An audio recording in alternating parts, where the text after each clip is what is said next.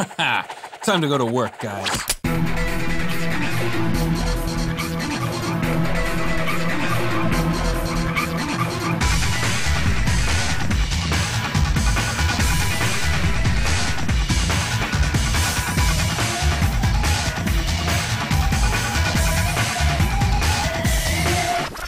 Devil May Cry, the juggernaut of the hack-and-slash genre, or at least I hear. I've never had any experience with the franchise myself, you see. For one reason or another, the series completely passed me by, and as such I decided I would revisit these supposed classics while keeping to my habit of rating to today's standards titles that millions are nostalgically attached to. Will my dark, unforgiving heart relish these yet-to-be-discovered pieces of entertainment? Well, let's dig on in and find out.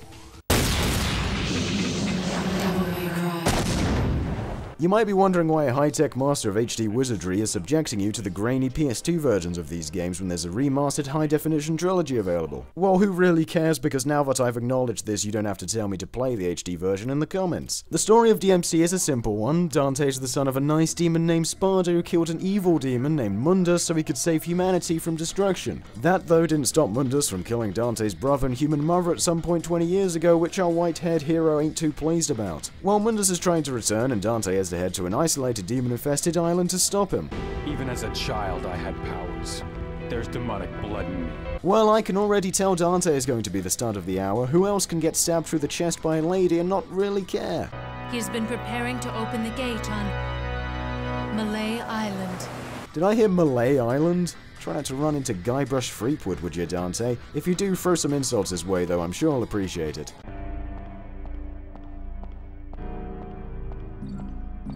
Whoa, whoa, whoa, whoa, slow down there, game. I think there's a little too much action going on here. Now, I'm all for pacing, but I don't know. Considering I've been set up as this immortal demigod, I feel a little bit underwhelmed to be running around collecting orbs while fixed cameras get in the way of my view. Things do pick up, though, as soon some creepy-looking puppets show up and start attacking the intruder, rudely breaking into private property. It was around this point that I came to a realization. The fixed camera angles, the slow build-up before any enemies appear, the fact the game sounds like it was scripted and recorded on the moon.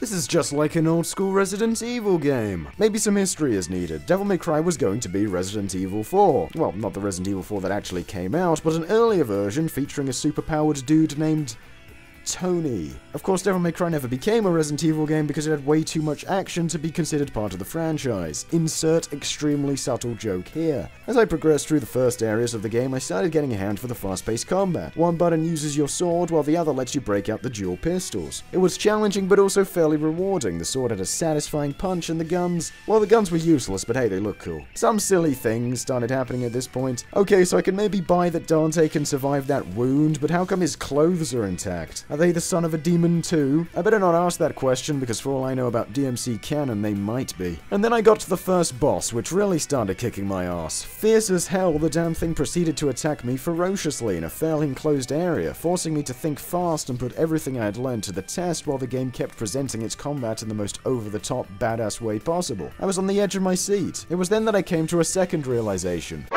The game was actually really good. When you know what you're doing in Devil May Cry, you start going into this hypnotic zen of gameplay. It's hard, sure, but when you're stringing your moves together in a grandiose ballet of violence, the satisfaction and raw intense feel of the combat combines to create a fluid and compelling experience. Pretentious reviewing lingo aside, the game is just badass. It's great to play a title where you look cool fighting, but actually feel like you deserve to do so because the challenge is so well fine-tuned. Punishment for dying is being sent back to the start of the chapter, but since they're not all that long, it doesn't feel like the game is kicking you in the balls as much as it could. Of course, by today's standards, the title isn't really that special. The rather slapdash level design, the reuse of bosses and enemies is hard to overlook today. But that said, even now it's hard to find a combat system that's as balls to the wall as the one found in Devil May Cry. Things continued pretty well as I encountered new enemies in new areas and put the smack down on everything that came my way. The story though, well, much like the chick from the beginning, it kind of disappeared. Dante's a fairly cool guy, I guess, even though...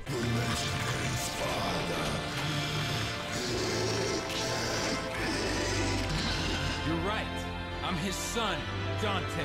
He can be a massive wooden dork at times. Enemy designs were inspired and suitably hellish looking, while the environments also had a nice twisted design to them. I also got to try out new weapons and abilities that allowed me to tailor my own combat style. Then I got to a first-person swimming section. Hey guys?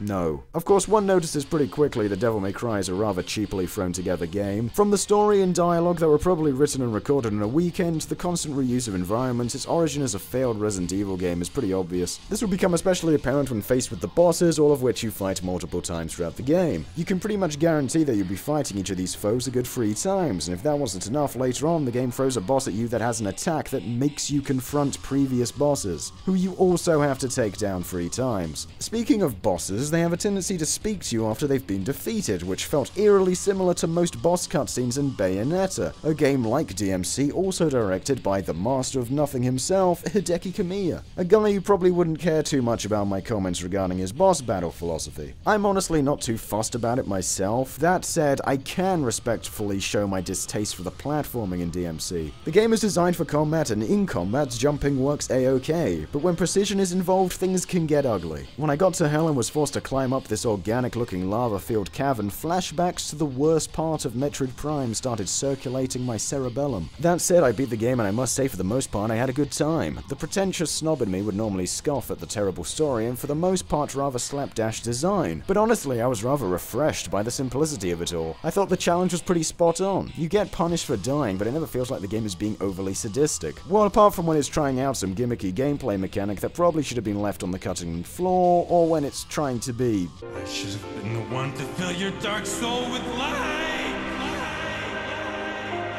emotional. You know how this game was originally going to be Resident Evil 4? Well, I must say I cracked a smile when the ending depicted the hero riding off in a vehicle with the girl as the entire level crumbled around them. Some things never change, I guess. Mission accomplished. Right, Leon? There's no need to worry, right? Because the world has the legendary Dark Knight Dante. And his sidekick. Including the script quality. Yes? Okay, great. Where's the place? Yeah, Devil Never Cry. That will catch on. This one has the password. Sounds heavy.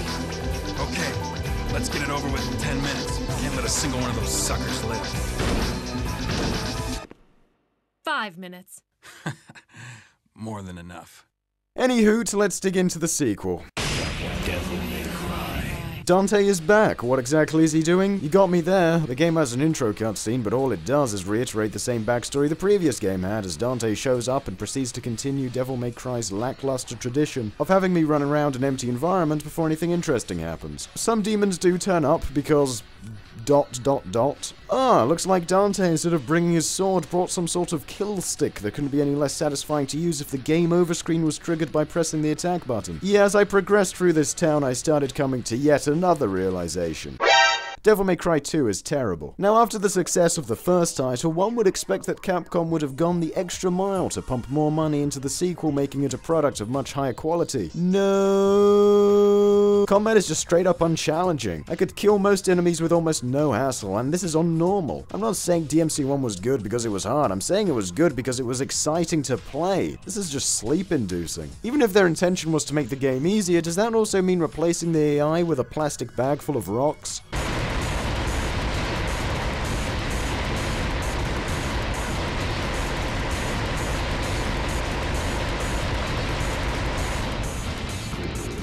The environments are just way too open. In the first game, the enclosed areas meant you were forced to make use of your abilities as efficiently as possible, even if you were to play it on a lower difficulty. In DMC2, you can just back up 10 miles away from the enemy at hand as it slowly stands around in the middle of the stage, doing a great job at menacing nearby oxygen. This also applies to the levels in general. Why is everything so large? There is so much running around empty space in this game. In DMC, for the most part, areas were small and you were constantly moving between them, getting to see new things. Here? Jeez. I think I spent half of my 4-hour completion time darting back and forth across empty areas. Oh, I'll fight against a chopper. Well, I'm sure DMC2 can't do anything to make this tired trope any less appealing.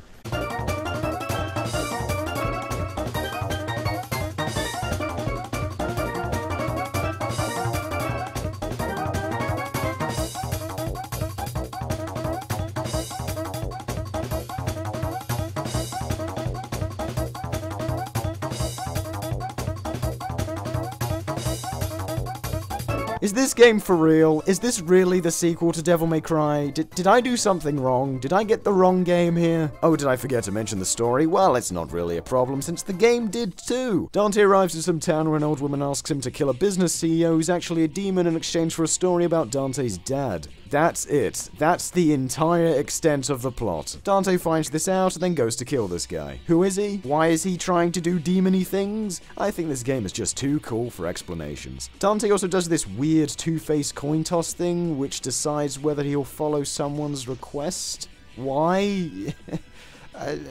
Look, the first DMC was simple, but it was also grandiose in that simplicity. The title established that you were killing a god of the underworld, and the game spent your time in the castle hyping up the climactic revenge you'd be achieving by the finale. DMC 2 feels like a cheap side story in comparison. There's nothing to care about. Even the pacing is screwed up. Dante will occasionally just appear in a completely new level after a mission with no explanation to how he got there given in between. So sure, make me plod around these empty levels for half the game, but when you're getting bored, just jump straight to a boss fight. No problem, game. Whatever, we reach the final boss, which I would compare to feces, but at this point I'm so beyond caring I think it would be too nice of a comparison. We kill it easily like every other enemy in the game, and we're farted back to the main menu. We didn't even get credits. Wow. So there you go, I beat the game in under a day. To be fair, it's probably not that much shorter than DMC 1, but at least that game made up for it by not being easier than making water evaporate in a volcano. I have no idea how they managed to squander this so badly. Oh, is there a second disc? Well, I'm sure it's solid frickin' gold, but I've played the sequel to Dante's Adventures. It was awful, so I'm not touching the cliff notes with a 10-foot pole. Anyway, Devil May Cry free time, I guess. It's a prequel. I look forward to sitting here for 10 minutes of boring exposition and/or me running about an empty level until the game deems me worthy of seeing an enemy.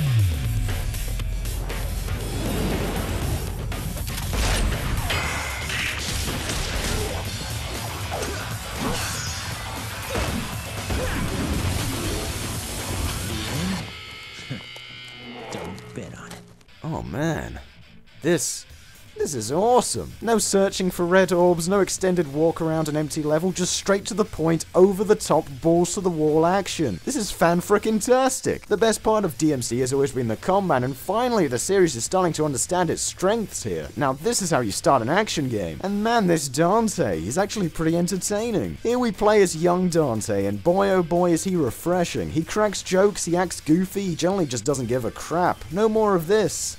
You knew him? Just this. This party's getting crazy. Let's rock.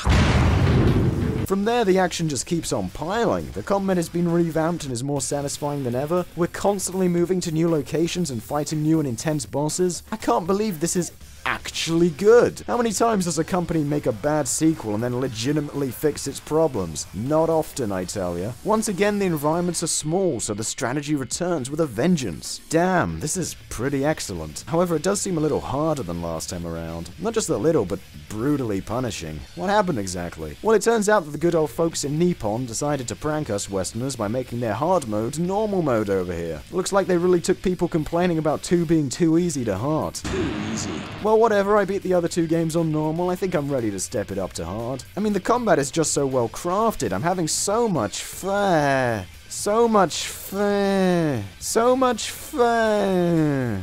Devil May Cry 4. I'm very interested to see how the Devil May Cry series transitions into this new generation of hardware. Now, who might you be? Whoever he is, I hope he informs the good people at his church that the town is currently being invaded by Hellspawn. No? Well, I'm sure nothing will go wrong today then. Oh good, Dante's here, we can finally get the game started. This cutscene's been going on for way too long. Huh, well this is strange. The guy we're playing as is all the way over there. What's he doing all the way across the room? Oh. Oh. We're not playing as Dante, are we? Gotta love the first mission's info text. Stop the mysterious assassin. Mysterious assassin? Gee, I wonder who he could be. Maybe the protagonist of the franchise? In DMC4, you play as Nero, who has all the powers of Dante, plus a freaky arm that he can pull off grabs with. He's not bad. I mean, I'm a sucker for a dude with style, but it's just... I just got done playing as Crazy Dante, and considering he's right there, well, I sorta still want to. It's just a very odd way to introduce your franchise to a new generation. I guess DMC4's main problem, though, is that unlike the other titles, it tries to have a story. I enjoyed the simplicity of DMC1, but now the series has dumped its head into the eternally long "we would rather show you cool fights instead of letting you play them" style of Japanese games. I'm not gonna bother trying to figure out what we're supposed to be caring about, but basically Dante's killed the Pope, and Nero's girlfriend gets kidnapped. So what's HD DMC combat like? Well, it's good. Satisfying and entertaining to both pull off and watch, though I think Free still holds the crown for crunchiest sword attacks the series has ever seen. Environments are a little generic, but man, they are beautiful. Even today, DMC4 still looks really crisp and colorful, which goes to show that money had definitely reached the DMC development table by this point. Nero travels through a town, then a castle, a jungle, then another castle, and while I can't say any of it was awful, it was still a tad on the bland side. Free was so over the top and insane, and dare I say it, exciting to play compared to this. Here everything just seems way too safe. Being forced to play as no fun Nero certainly doesn't help in that regards. Anyway, after a hefty trek, we finally reach a big boss-looking thing which manages to kidnap Nero. Wait a minute, could it be Dante?